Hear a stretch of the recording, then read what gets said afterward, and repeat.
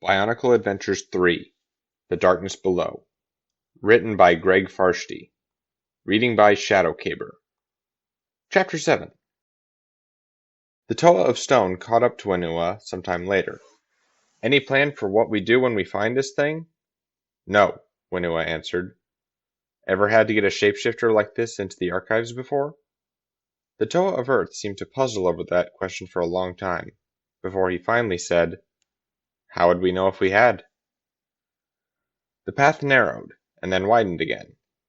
Although their lightstones were still working well, the gloom seemed heavier here and the shadows harder to drive away. Eventually, despite the bright glow of the stones, the darkness became impossible to pierce, and the Toa-Metru were forced to halt. This cannot be natural, said Nokama quietly. This blackness feels almost alive. I think you are imagining things, said Nuju. Darkness is just the absence of light. It cannot be a living thing. Let's keep going, said Anawa. Follow my voice. This way. No, wait, I think that's the way we came. Maybe we had better go the other way. The Toa of Stone's voice cut off abruptly. Nokama called his name, but he did not answer. The other Toa-Metru stood perfectly still, but could not hear their friend, or anything else, moving. Finally, Whenua said, This way, and the others moved toward the sound. They walked single file, the Toa of Earth in the lead, followed by Nokama, Nuju, Matau, and Vakama. If Anawa was trailing along behind, he gave no sign. Every now and then, one of the Toa would glance over their shoulder, but no one could see anything through the shadows. Vakama was troubled. Anawa might not be the easiest Toa to work with, but he was no coward. He wouldn't have just run off and abandoned his friends. Something happened to him, and if we're not careful, the same thing will happen to us, he said to himself. Even as the words raced through Vakama's mind, something snaked through the darkness to wrap around his legs, arms, and mask. For a moment, he thought perhaps the Morbizak vines had returned, but this felt different. Then lack of air cut off his thoughts, and he blacked out. The mysterious thing that had grabbed Vakama now dragged him away. Vakama, perhaps your fire could brighten the way, Nokama said. Do you have enough power left to try? But the Toa of Fire did not answer. Nokama stopped short, and Nuju walked into her. Why are you stopping? Asked the Toa of Ice. I think Vakama is gone too, she answered. Something is in this darkness with us, Nuju. How do we fight what we can't see? She reached out to find Nuju, but her hand instead encountered what felt like an energy field. A tingle ran up her arm, and she pulled back violently as her limb began to grow dead. Nuju! I felt something. When Nokama extended her arm a second time, the field was gone, and so was the Toa of Ice. Whenua! Matau! Are you there? Ground walking right behind you, said Matau. What's happened to the others? They found side passages, suggested Whenua. Nokama was surprised that the Toa of Earth did not sound more concerned. But then, he knew better than any of them how easy it was to get lost down here. I think we should link hands, Nokama said.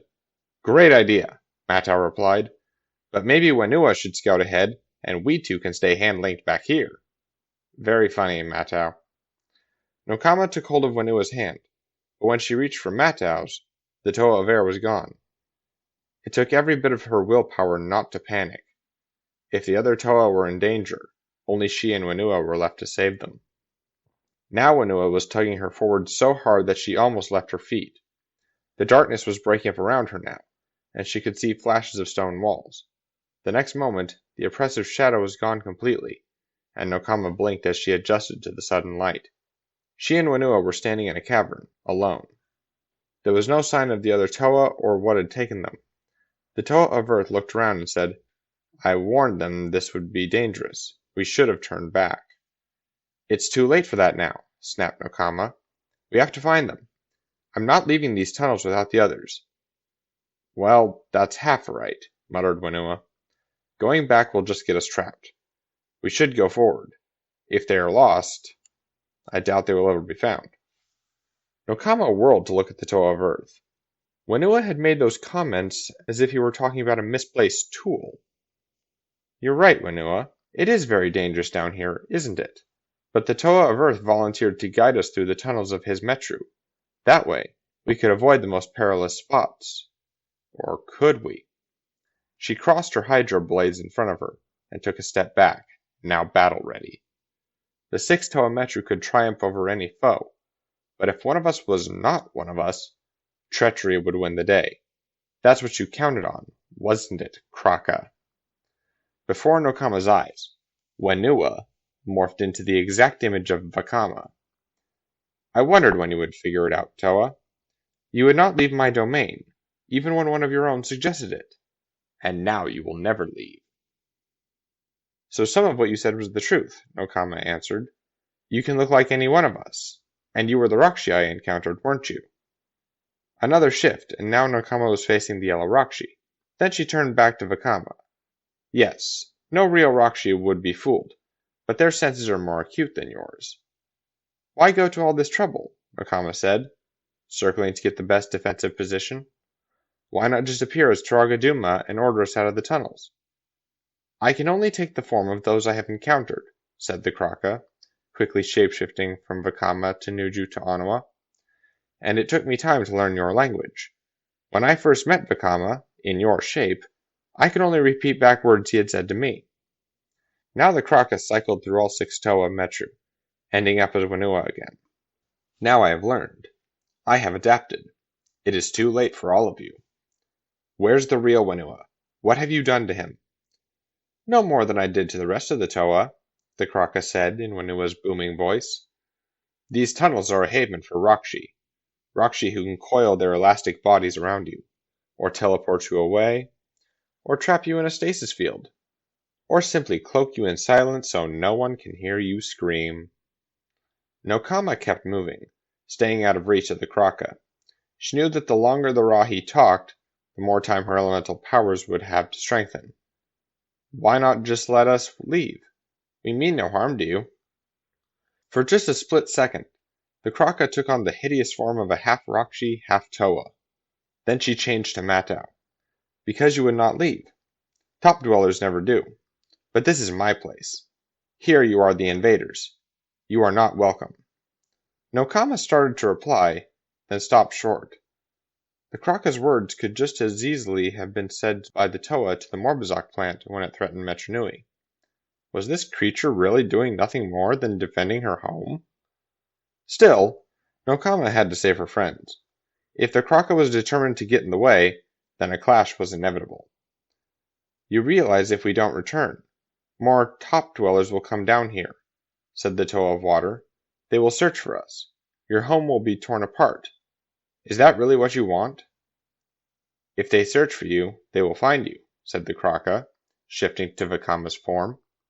Then, in the voice of the Toa of Fire, she said, The Toa metru have discovered a danger to the city lurking far underground. We are going to stay here until the danger is ended. Nokama's mind reeled. She had never even considered. But it made sense.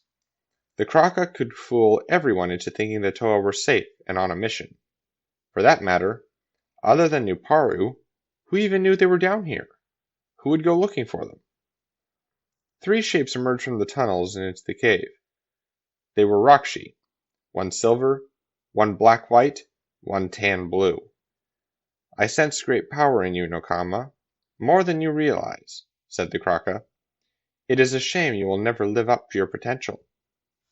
Vakama Kraka slipped away as the 3 Rakshi moved in. They seemed to shy away from the Kraka, perhaps disturbed by the conflict between what they scented and what they saw. But they had no such reluctance about pursuing Nokama. The 3 spread out, surrounding Nokama. She feinted right and then dove for the legs of the tan-blue Rakshi. When she reached the spot, the creature faded away as if it had never been there. Then it reappeared a short distance away. Teleportation? Nokama wondered as she scrambled to her feet. No, illusion.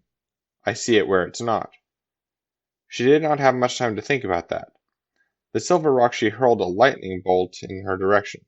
She managed to dodge the full impact, but enough of the energy brushed her that she was thrown across the room. Nokama never struck the ground, though. Instead, she found herself whirled about in a cyclone created by the black-white Rakshi. When the winds abruptly died down, Nokama landed hard on the cavern floor. Staggering, she had to make a real effort to draw herself up to her hands and knees. The three Rakshi stood their ground, not coming close enough for her to grab. She tried to stand up, but a jagged bolt of lightning just above her head killed that idea. Strangely enough, the Rakshi's actions made her feel less fearful.